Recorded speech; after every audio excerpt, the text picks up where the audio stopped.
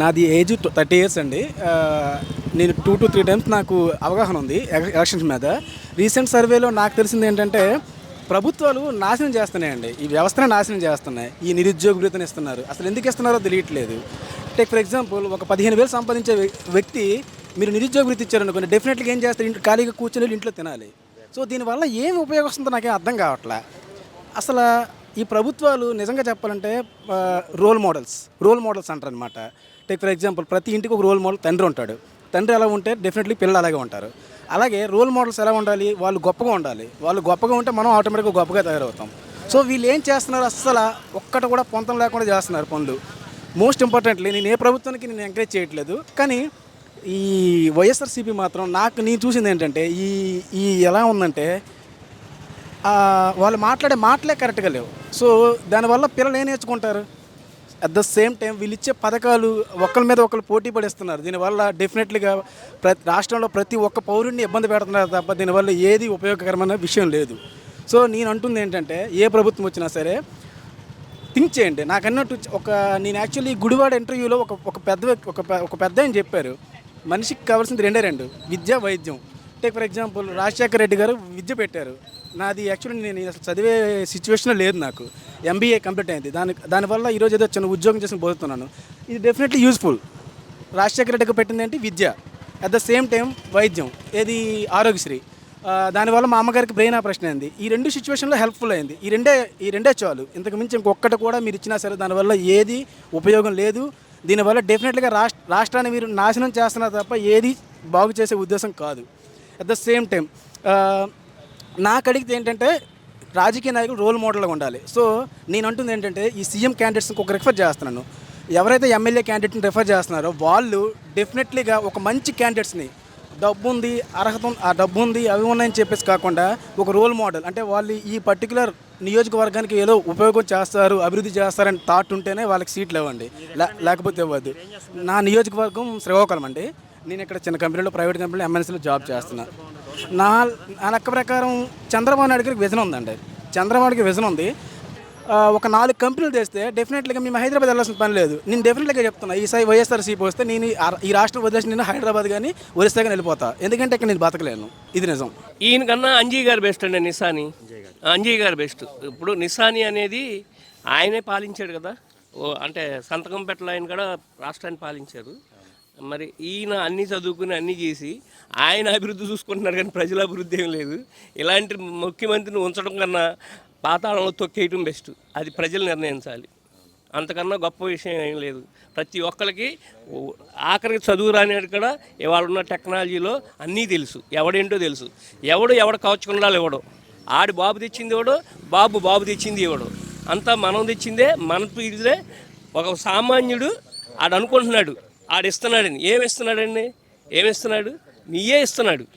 మీరు 4 రోజులు మీ ఇంట్లో 4 కూలీలకు వెళ్తే 4 బళ్ళు వేసుకెళ్తే 4 లీటర్ పెట్రోల్ అవుతుంది రోజుకి.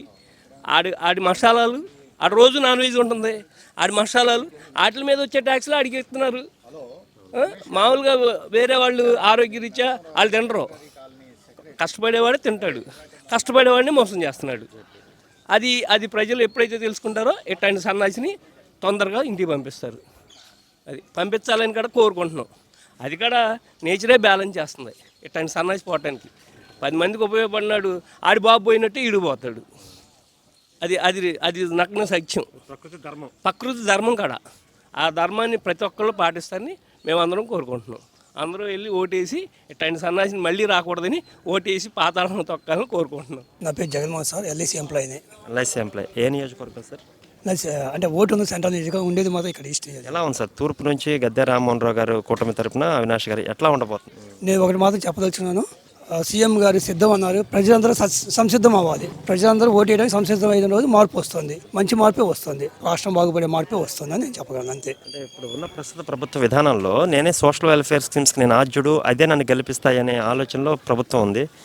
వెల్ఫేర్ ఒకటే కాదు, అభివృద్ధి కూడా ఉండాలని చెప్పేసి వేరే వాళ్ళు పోరాడుతూ ఉన్నారు. ఈ రెండు కాన్ఫ్లిక్ట్లో ఏది విన్ అవ్వబోతా ఉంది? విన్ అంటే అలా కాదు, ప్రజలు దేనిని అంటే అభివృద్ధిని కూడా చూస్తారా, లేకపోతే అంటే నేను అంటుంది ఇప్పుడు యాజ్ ఎ ఎంప్లాయీగా మీకు ఏమనిపించింది 4 సంవత్సరాలు చెప్పండి. ఓకే, మీరు చెప్పింది కరెక్టే, కానీ పాలిటిక్స్ మాట్లాడద్దాని అట్లా జనరల్గా మీరు ఏమైనా మెసేజ్ ఇవ్వదా చెప్పండి. యాక్చువల్గా మెసేజ్ ఇచ్చేంత పెద్దవనేదే కాదు.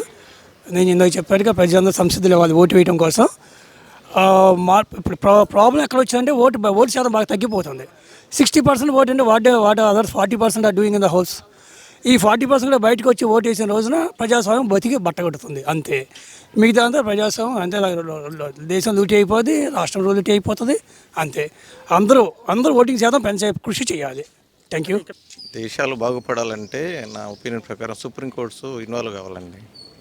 నాయకులు పరమ మోసగలయ్యారు, వాడు ఏ పార్టీ వాడనో కానివ్వండి. సుప్రీంకోర్ట్స్ చేతులు కట్టుకొని కూర్చుంటా ఉన్నాయి అన్ని దేశాల పరిస్థితి ఇది. ఎందుకంటే నాయకులు వచ్చి వాగ్దానాలు చేస్తున్నారు, శుష్క వాగ్దానాలు ఉంటాం, వాటిని ప్రజలు క్యాష్ చేసుకుంటా ఉన్నారు. కాబట్టి ఇలా కోర్ట్స్ ఇన్వాల్వ్మెంట్ ఉంటే నువ్వు ఇచ్చింది ఏంటి ప్రజలకు, ఏమి ఇచ్చావు, ప్రామిస్ ఏం చేసావు, దాన్ని ఎంతవరకు ఫుల్ఫిల్ చేసావు అనే ఒక్కడు కూడా జడ్జి లేడు. ఇవ్వాలి జడ్జిలు కూడా ఇంబ్యాలెన్స్ అయిపోయారు. నా ఒపీనియన్ ఏంటంటే ఓటు అనేది మంచిదే, కానీ దీన్ని ప్రజలు నాయకులు క్యాష్ చేసుకుంటా ఉన్నారు. ప్రపంచానికి సంబంధించిన విషయం నేను మాట్లాడింది ఇప్పుడు యాక్చువల్గా. ఎందుకంటే ప్రజలు కూడా కొన్నిసార్లు ఫూలిష్గా బిహేవ్ చేస్తూ ఉన్నారు. ప్రజల్లో కూడా అవేర్నెస్ అవసరం ఉంది. ఇండియా మనకు ఉన్నటువంటి హక్కేంటి, మనం దేనికోసం అడగాలి, దేనికోసం పోరాడాలి అనేది ఆలోచించే స్థితిలో లేడీయాలి సాధారణ మానవుడు. కాబట్టి ప్రజల్లో అవేర్నెస్ రావాలి. నా ఒపీనియన్ ప్రకారం కోర్ట్స్ బాగా ఇన్వాల్వ్ కావాలి వీటిల్లో.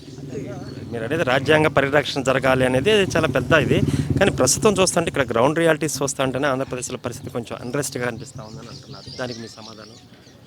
ఆంధ్రప్రదేశ్లో అన్రెస్ట్ అనేది ఎవడు బాగు చేయడండి. ఒక విధంగా చెప్పాలంటే ఏ పార్టీ వాడు బాగు చేయడు. ఏ పార్టీ వాడు అంటారు ప్రజల కోసం మేలు చేస్తామని వస్తూ ఉంటారు, సరికొద్ది ఒకడు తింటాడు, కొంతమంది తినకుండా హెల్ప్ చేస్తూ ఉంటారు అనుకోండి. ఎనిమిది కూడా ప్రజల్లో మాత్రం అవేర్నెస్ అనేది ఇంపార్టెంట్. ఇక్కడ వచ్చేసి పర్టికులర్గా చూస్తూ ఉంటే తూర్పు కాన్స్టిట్యున్సీ గురించి ఒక స్ప్లిట్ పర్సనాలిటీస్ అంటే రెండు జరుగుతుంది. బీజేపీ తరఫున, కూటమి తరఫున గద్దె రామ్మోహన్ రావు గారు, అవినాష్ గారు. ఎట్లా ఉండబోతుంది? ఇది నాకంత ఐడియలేదండి యాక్చువల్గా. మీరు ఎక్కడ సార్, ఏ కాన్స్టిట్యున్సీ? ఇక్కడే తూర్పు. ఇక్కడే తూర్పు ఎలా ఉండబోతుంది మీ అభిప్రాయం ప్రకారం? నేను యాక్చువల్గా సేవ చేస్తుంటాను, నాకు ఎంత ఐడియా లేదు యాక్చువల్గా. అదన్నమాట యాక్చువల్. అంటే ఓటు వేయాల్సిన పరిస్థితి వస్తే ఏ కేటగిరీ చూస్తారు మీరు? నేను యాక్చువల్గా ఫస్ట్ ఇప్పటివరకు ఎక్కడ ఓట్లు వేయలేదండి. జనరల్గా 1-2 టైమ్స్ వాడుకున్నాను నేను అంతే. మరి ఇప్పుడు దాకా చెప్పారు మీరు రాజ్యాంగం మారాలా, కోర్టులు మారాలా, సుప్రీంకోర్టు, కానీ ఓటు హక్కు అనేది ప్రతి మనిషికి ఒక ఇది కదా. అందుకే నేను ఏంటంటే ఓటుకి ఎప్పుడు వాల్యూ ఏర్పడుతుందంటే ఎవడైతే ప్రామిస్ చేస్తున్నాడో లీడర్ అని వచ్చిన వాడు ఎంతవరకు ఫుల్ఫిల్ చేశాడు అనే విషయంలో కోర్ట్స్ ఇన్వాల్వ్ అయితే నాలెడ్జ్డ్ పర్సన్స్ మీరు కూడా ఓటు వేయకపోవడం అనేది అది డెఫినెట్లీ అబ్సల్యూట్లీ రాంగ్. ఇప్పుడు నేను అనేది అందుకని రాంగ్ అంటలేను. నేను అసలు ఫుల్ఫిల్ చేసిన వాడిని ఇలా క్వశ్చన్ చేసేవాడు ఎవడున్నాడు, ఎవడు లేడు. ఓటు హక్కు ద్వారానే కదా సార్ క్వశ్చన్. ఓటు హక్కు ద్వారా చేస్తారనేది అది రాంగ్ అండి, కంప్లీట్గా రాంగ్ అది. నేను చెప్తున్నాను ఎందుకంటే ఇలా అంటే పేర్లు చెప్పాల్సిన అవసరం లేదు, కానీ చాలా మంది వచ్చేసి ఇట్లా అంత అంత చేస్తామన్నారు.